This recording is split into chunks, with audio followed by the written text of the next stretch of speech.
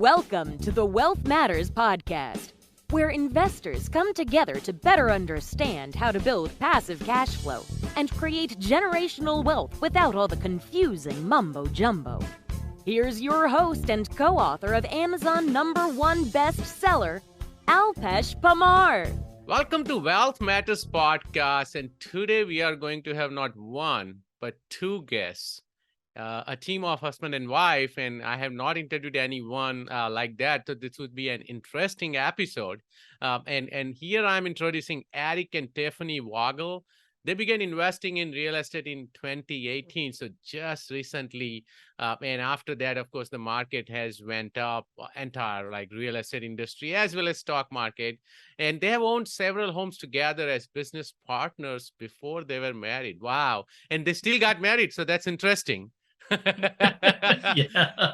They found financial independence after just 3.5 crazy years of investing, primarily in buy and hold rental properties. So I really want to learn about how they did that, because I started investing way back in 2015, and I'm pretty close, but I'm not done yet, or I don't have the full financial independence. So welcome, Eric and Tiffany. This will be fun. Hi, Alpesh. Thank you for having us today. Thank you. We're very excited to be here. Absolutely. Thank you. So I asked this question to everyone. Tell us something interesting or funny about yourself. Well, so when we got your list on what story do you want to tell, we had two that we wanted to do, but just this morning we're like, do we really want to tell the one where I blew up the camper and we had to move into one of our rentals? Oh my God. Under construction, or do we want to tell the one that we're in currently? I think we're gonna just tell the one we're in currently. We'll do that one. We found a house 3 weeks ago. Okay. And decided to put an offer in and buy it, even though we weren't in the market for purchasing. And we like it so much, we're moving into it. So about a week or two before my due date, I'm expecting, we will be moving, and hopefully the baby cooks long enough and we can make it to the due date. If not, we'll figure it out. I don't know. Yeah, that's crazy. That's crazy. Even with two 9 and 12-year-old, we recently moved, and it was not easy. I'm sure. Yeah. Well, we closed on the property yesterday, and I met the painting crew this morning. Oh wow, So wow! And we only moved 0.1 mile. Yeah, And still it took us a month. So we have a full-on makeover on this property. It's wow. full renovation that we're getting done in 4 weeks. Wow, It's a full cosmetic. So fortunately, Yeah. there's nothing structural. But Right. Okay. Now, good luck with that. I think you definitely need a lot of luck. Yes. So let's talk about real estate. What was your very first real estate investment? Not just buying a primary home, but as an investment. So the first one that became a rental property was the one that I used to live in. So it was an accident that we even got into this. I was upside down. I had no equity. I had a VA loan on it. The real estate agent said, you can bring $8,000 to closing to pay for all of your commissions, or you could just rent it. And so I did. But our first intentional property was about 6 months after we rented that I rented that one out. And within that 6 months was a time span where I met Tiffany. She realized how awful of a landlord I was. Yeah. Because I wasn't picking up checks. I wasn't going to the property. I did nothing. Someone signed a contract that I had a buddy draw up, and they moved in. And she said, Eric, you're an awful landlord. I need to figure this out for you. We're just dating. And I was like, okay, yeah, I don't mind the help. And so she dove in and figured it out. our second date was patching sheetrock in his house as he was getting ready to move out and get it ready for a rental. So from the beginning, we've been about it. I think that would have been an interesting story. There's so many little stories along our journey that we think is normal, but it's probably pretty wild. No, but it's so interesting that you found a partner, and now life partner, of course, and in both of you are like-minded. Both of you had the same goals. It makes it so easier and fun Of It course, there'll does. be days when you don't want to do this, but it just makes it so much fun. So, and I became accidental landlord as well back in 2011, so I know exactly how you felt. And then it took me 4 years to understand the power of real estate before I sold that property and started buying out of state because I'm in San Francisco Bay Area. Yeah. Why did you start investing in real estate, right? So of course you were already under, as well, you became accidental landlord, right? So what was the reason then? You already saw that, oh, this could go down. Why? What was your why? Yeah, the why is really important to us. We wanted to be home when we had kids, and we had just started dating. Eric wanted to be at all the football games or little league or whatever it is that comes up.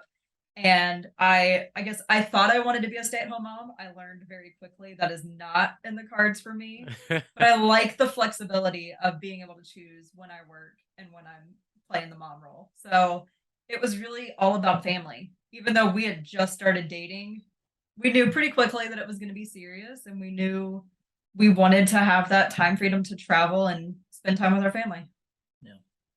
No, that's great. And that's how we started as well. When I started investing, that was the main reason. I'm like, okay, I have a good IT business, but I have to travel a lot. This is the reason I want to start investing. And funny you mentioned my wife loves to go to office. I love to be stay at home, right? So I have been mostly since 2016. I have been stay at home dad pretty much. Yeah. So how did you discovering your why, right? How did you figure out your why? What did you do?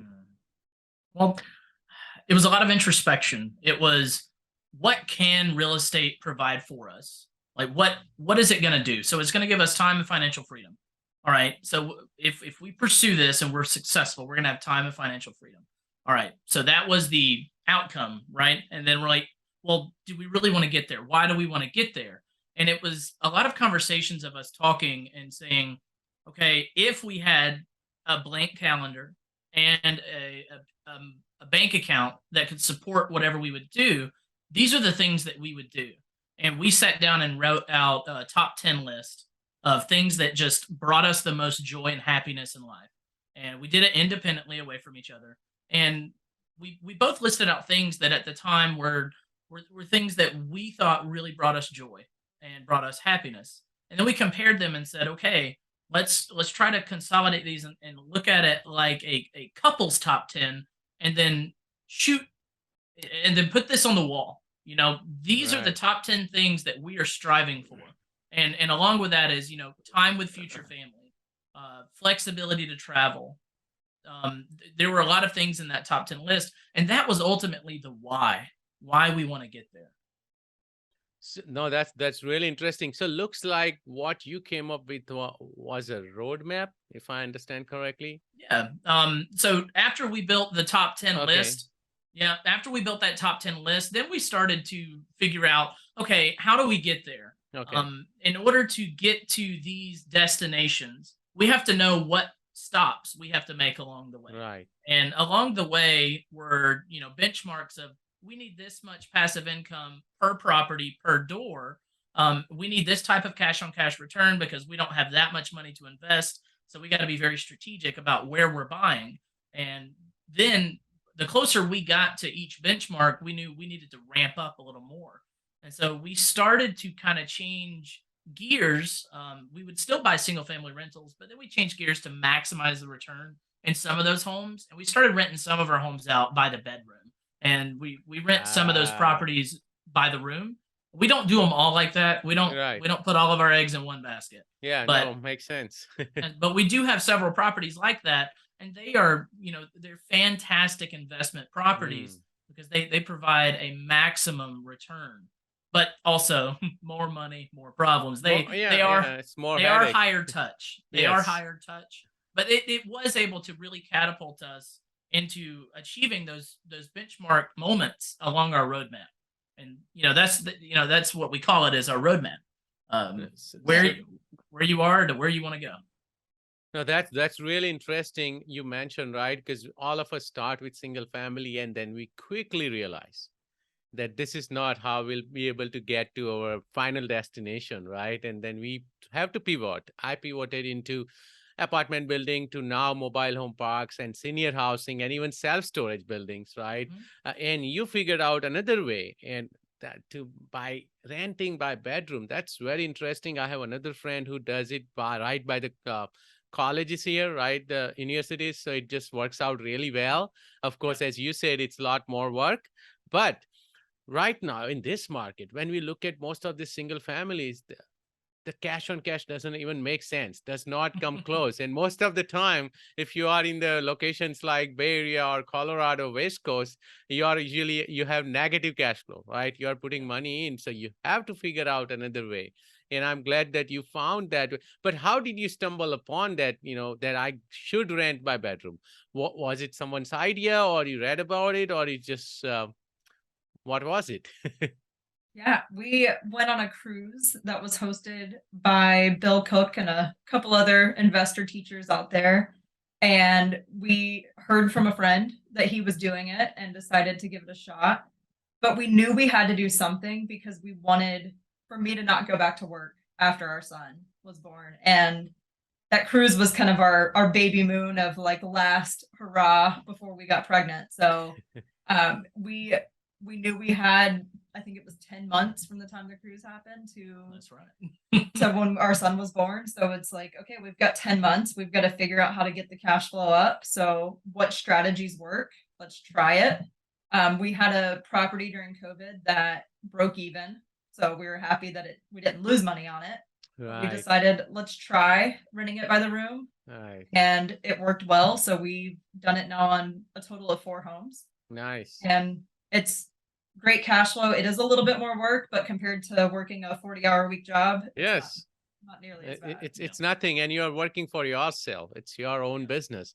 So another great thing you mentioned is the networking side, right? Real estate is a team sport.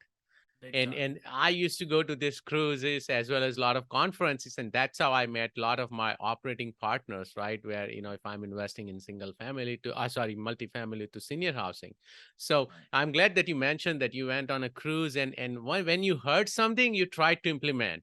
A lot of time, people hear a lot of things, even from your podcast and my podcast, and they don't implement, they don't take action. But I'm glad that you did, and it worked out so well for you. Renting by bedroom usually, and this is what I have heard, I haven't done it, that you really want a bigger house, like 4+ bedrooms. Is that how it works? On the first one we did, it was actually a 2-bedroom, 1-bath, and we ended up adding another bedroom. So makes sense. And it rented so there was no living room. Every room is a place to sleep. Right. And so it is a 3-bedroom, 1-bath. They share the bathroom. And it, if we ran it as a straight rental, we might cash flow $200 to $300 a month. But as a rent by the room, we're cash flowing $700-800 a month on that one. So we were able to almost double, maybe triple our income just by renting it by the bedroom. And yes, if you can get 5, 6, 7, we've had 7-bedroom rent by the room situations, and those are absolutely incredible. Right. I think that one cash flow like $3,500 a month after all expenses. Wow. But the headache on that, when you have 3 people sharing a kitchen, it's not a big deal. Yeah. So 7 people sharing a kitchen gets yes, I totally understand. But that's when I think also, once you have 5, 6, 7, maybe 10 properties, now you can actually hire your own property manager. Right? You don't have to get in the nitty-gritty, right? Most of the day-to-day stuff they can handle. So we have hired someone to help us in that. Yeah, so all of our rent by the room, someone actually does that for us. Exactly. Great minds think alike, right? That's it. This is where we go. When you build a business, you got to start thinking about the team, right? That's right. So That's right. yeah, let's talk about mindset. So of course, when you started, it's just 2 of you, right? And you said that we were working on the patchy painting and stuff on the second date, right? How did you change your mindset? That this is what we want to do, and then we may have to share some income with some people, right? To have a enjoyable life, right? Yes. I think it was a lot of reading, listening, and you get to that point where your time matters more than the Yes. money. And starting a family definitely changed that perspective for us. When it was just the two of us, we had no problem working till Right. 11, 12, and then getting up at 6 a.m. for work and just hustle and grinding. But now it's a totally different ballgame with a almost 2-year-old and one on the way. Yeah. So I think just lots of educating and listening to friends and mentors and hearing that sometimes you just have to let go a little bit, give up a little bit of that cash flow, but it comes back in more ways than you would expect. Yeah. And along the same vein, along with educating, I think trial and error is a major component to mindset Yes. shift. It's just giving it a shot and then giving it time to see the reward. I remember working on our first property together and thinking, oh my gosh, all of this work for $300 a month. Yeah. And I was beat by it. I was out there working all night. I would go work a 12-hour day and then go to that house. Tiffany would bring me dinner. We'd work until 1, 2 a.m. And we did that all summer. And we did it for another 2 months after that. And, when we finished up, we're like $300 a month. Yeah. But we got to do it again. We got to keep doing it and keep doing it. And today, that property is not $300 a month. It's like $2,000 a month. Whoa. So it's just wow. because that house is now a rent by the room house. Exactly. So it's giving those opportunities time to mature, and that reaps rewards in the mindset shift, because it's like, I want to believe it can be achievable. I want to believe that my life can Yes. change, but you have to give it a shot, give it your all, and then give it time. Very well said. It's so important to do trial and error, right? And a lot of time we fail. I have failed at so many businesses, but every time you have an education, right? You learn something and you apply it to the next gig or next project, right? That's how it works. So thank you for explaining that. This was great.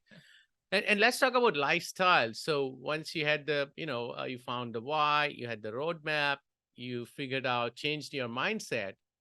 What was your lifestyle and what were you thinking that this is what we want to do or this is what we want to get to?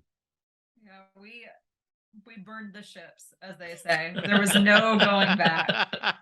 We did. We We set the whole harbor on fire. Yeah. Oh, We were wow. done. Not even burning the bridge, huh? Yeah, we set it all up. Yeah, we bought a house. We found a great deal. It was a gutted historic home, and we're like, okay, let's FHA and move into it, stay there for 2 years, and then either rent it out or sell it and take the tax benefits. Like open to all the possibilities there. And we decided, you know what, let's rent out our house this summer, go live in the 200 square foot camper. So our honeymoon kicked off, and then we just Stayed in the camper. yeah, for 6 months. So And- we just Oh, went all in. We were listening to podcasts, reading books, attending every meetup we could. We sacrificed a lot Yeah, to be there. we lived a very nomadic life wow. for the majority of a year. We rented our personal house out to generate income. We had this camper. The difference between the camper note and the income on that house, we still made money. So it's like, okay, we're going to do Yes. this.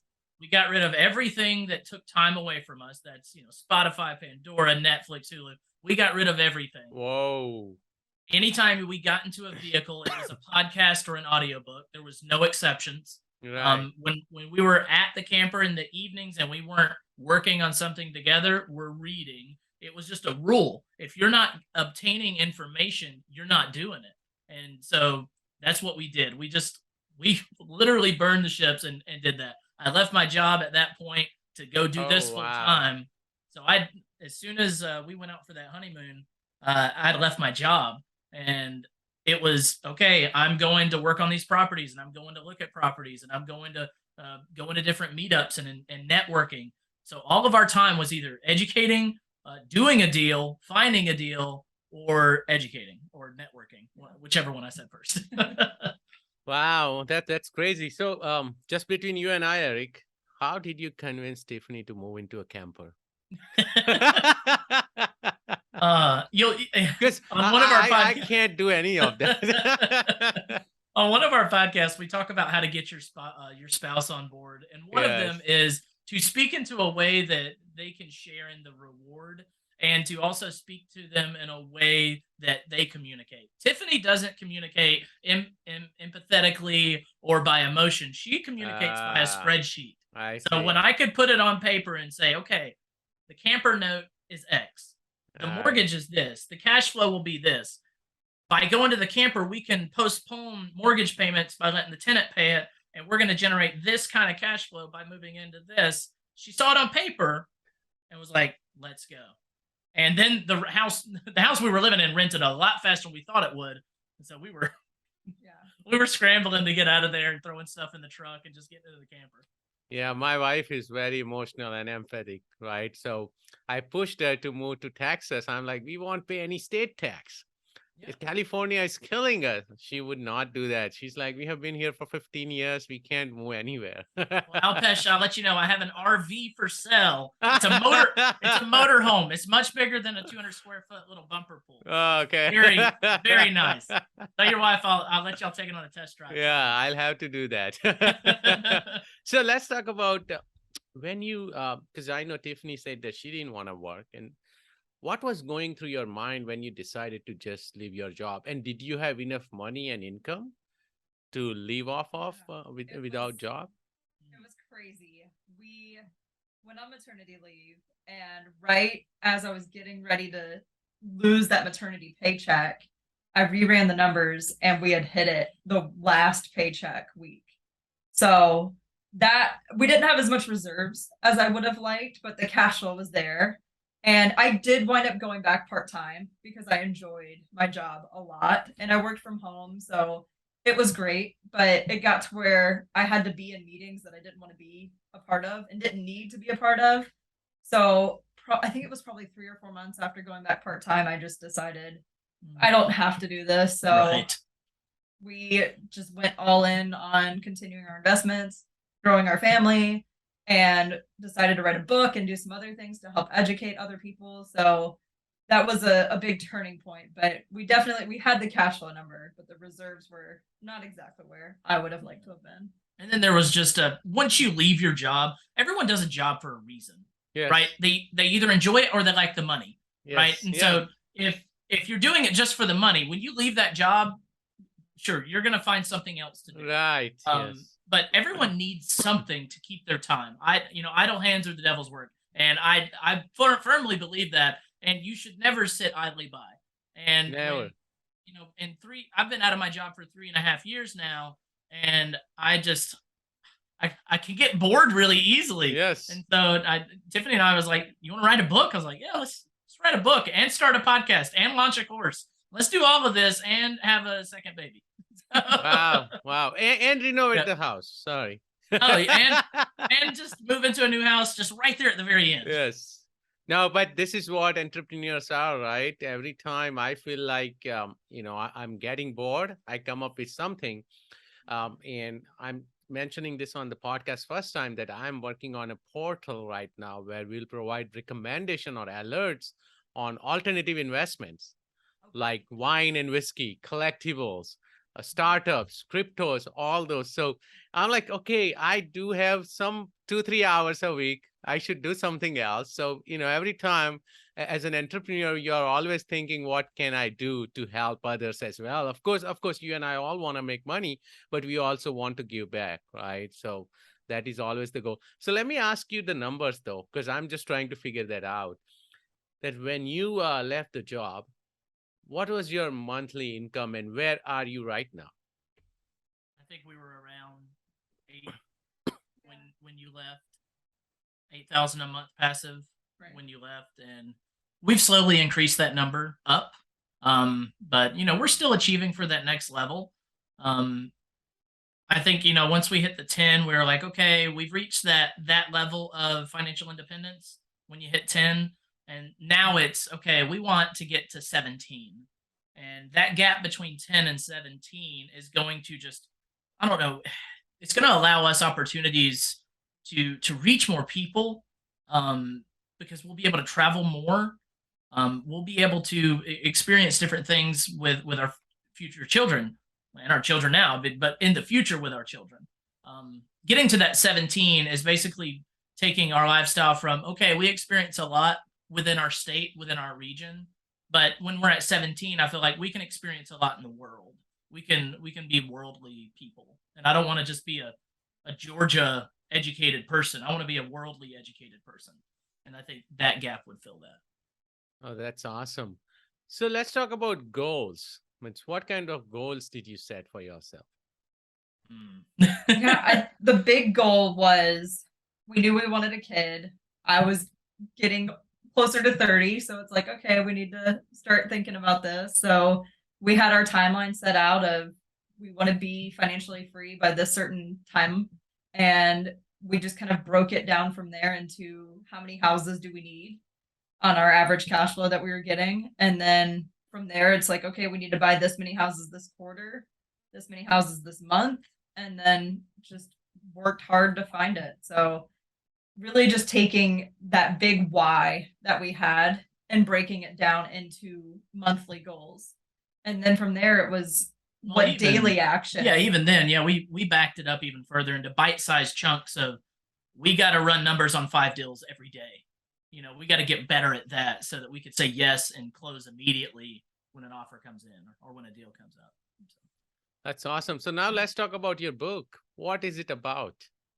All right. So yeah, the book that we wrote, it just released a few months ago. It's called The Pathfinders Journey, and it is the key to your dream life through real estate investing. And it is a short story. If you sat down and read real hard, it'd take you about 3.5, 4 hours to read it.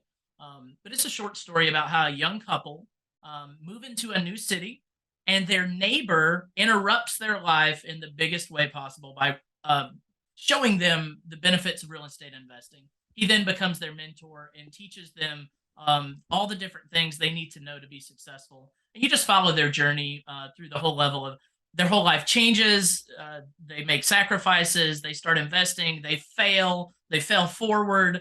They make friends in the business. They create passive income. And then at the end of the book, she is pregnant and expecting their first child, and she and he are living that financial independent life. That's awesome. I'll have to check it out for sure. So let's talk about your real estate deal. Can you share your best real estate deal so far? Yeah. So the funny anecdote that goes with this deal is when he blew the camper up that we were living in, we had to take the mattress off the camper and go move into this house because we had no air conditioning in Georgia in the summer. That's not an option. Nope. So it's a fond memory house, I guess, but it's a triplex. So it's an old house built like in 1900 that they divided up into 3 separate units. And we put in not a ton of work when we bought it. Yeah. And I guess you want to talk about how we got it. Yeah, the coolest story, and I'll be as quick as possible. It hit the market for $125 one day, and we said, "Oh wow, a triplex in our city." $125, wow. 125, and it was like, okay, let's go look at it. Went and looked at it. Met an agent out there who actually has become our agent full time. We just love him. But went out there and it was like, okay, it needs a lot of work. We're gonna offer 95. So we offer 95. She kicks it back, says, nope, I need 125. Well, it goes under contract a short time later, and then it goes off the market, and it just disappears. It never shows it's sold. And then about 3, 4, 5 months later, it comes back on the market for $75,000. And so we immediately make an all-cash offer, closed on it. We ended up putting $25,000 worth of work into the property, and we bird the property. So we buy, rent, rehab, rent, refinance, repeat. Oh, nice. And so we put 25 in it. We're 100 all in. We get it rented out. And we get it refinanced. It appraises at $200,000. So we pull out $50,000 cash to go buy other properties, and we left $50,000 of equity in it. So we were infinite return, awesome cash flow, great tenants. We love that property, and it bought like 3 or 4 more houses down the road for us. And you were able to move in, right? So that's temporarily, yes. Luckily, it was in between tenants at that time. And when I blew that camper up, I was like, "We got to go somewhere." Hey, the studio in the triplex is open. All right. Yeah. So we did it. Well, and the great thing is we found a water leak while we were staying in there. So So yeah, it was blessing in disguise, huh? Yeah, that's right. We've had the best tenants there. Like every time somebody moves out, they have their replacement tenant selected. Yeah. So we have no turnover. And they qualify every time. Yeah, it's Nice, great. nice. What has been your worst deal, and why? What did you learn from it?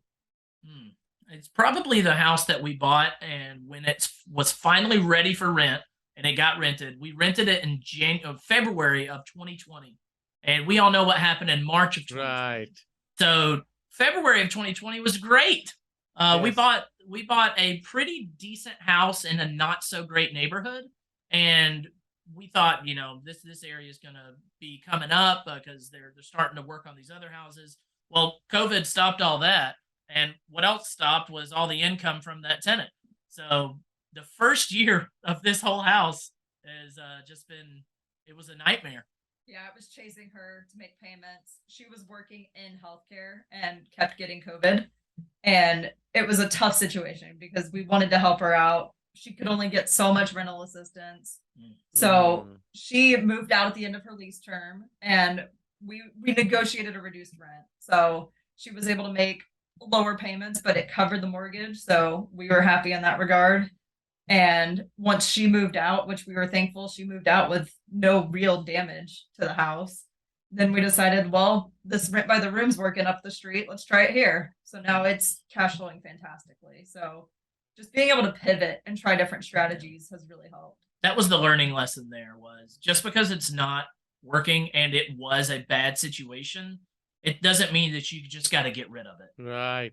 Because a lot of people say, like, what's the worst deal you ever done in real estate? A lot of people are going to say it's when I sold the properties. It's when I got rid of it because now I wish I still had it. Now, granted, there are probably properties in people's portfolios that they are so glad they're done with. But this one, I would have been very upset if we sold it. But we did talk about selling it many times during the non-payment stages.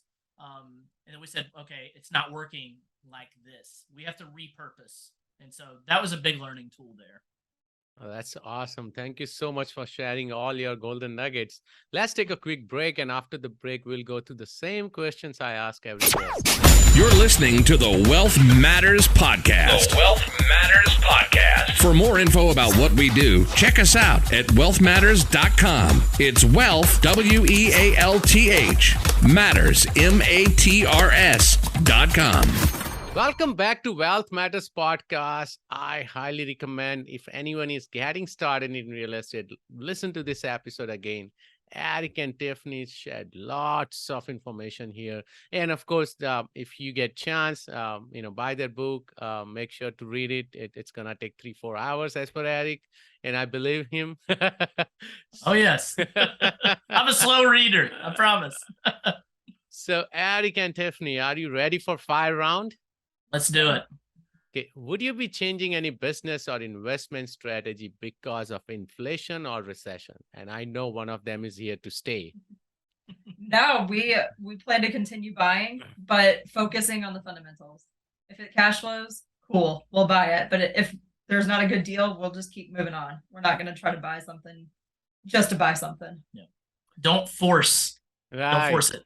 Yeah. Don't be emotional. Yes.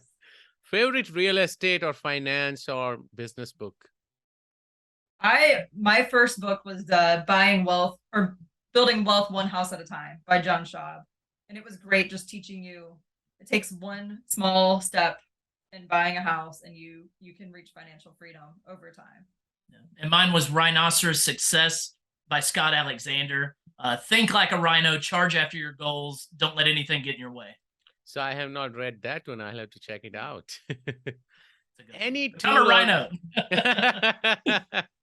Any tool or website you recommend or you cannot live without? I would say personally it's cashflowdepot.com. That is just, it has a wealth of older educators like Jack Miller and Jimmy Napier. There's just a wealth of things in there. There's also tools in there like lease options and just paperwork that you can go to reference to see how are these different documents built out. And then you get to watch the teachers teach it within that website. It's awesome. I'll have to check that one out as well. Any advice for beginner investors? Just study and take the first step. Take action, because so many times we overeducate and don't do anything with it. So find one or two nuggets and just take some action. And this is the advice 90% of my guests gave. How do you give back? Well, we try to give back as much as possible. That's why we started the On Purpose Investor podcast, was to just record and put in listening form our story and all the things that we went through and all the different challenges we faced, all the successes we had, and just sharing that so that someone may hear it and realize that they too can experience wild success. We want to give back to people by continuing our podcast, but we also teach. We have a program called Dream Life University. So that is also out there. And then the book, just trying to share a proven strategy that can truly change your life if you give it your all and you just stay dedicated to the journey. Thank you so much for your time. How can my listeners reach out to you? Well, they can go to our website, onpurposeinvestor.com, and find all of our content there. We're also on Facebook, Instagram, and TikTok, On Purpose Investor. That's awesome. Thank you so much for your time today. Thanks for listening to the Wealth Matters podcast. If you enjoyed it, please leave us a 5-star rating on iTunes so others can enjoy the show too. Have a great week and happy investing!